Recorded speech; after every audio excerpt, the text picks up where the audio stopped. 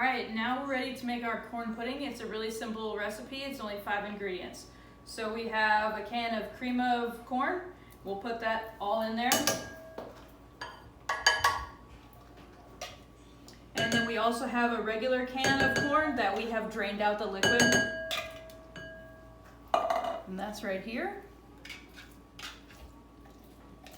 We have 1 stick of melted butter here in this little guy. And one other thing we've done is we went ahead and greased this 8x8 baking dish with just a little bit of butter and spread it around with a paper towel. This is 1 cup of sour cream.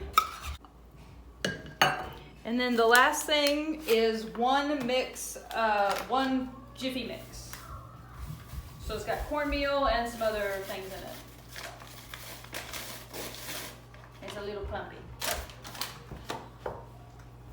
So we're just gonna mix all this together and then we're gonna pour it on our baking dish.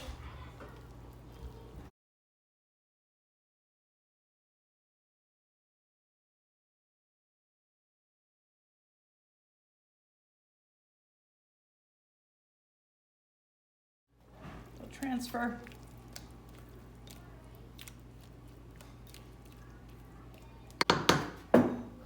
Alright, and we'll want to make sure we spread it out to be even so that it will bake evenly.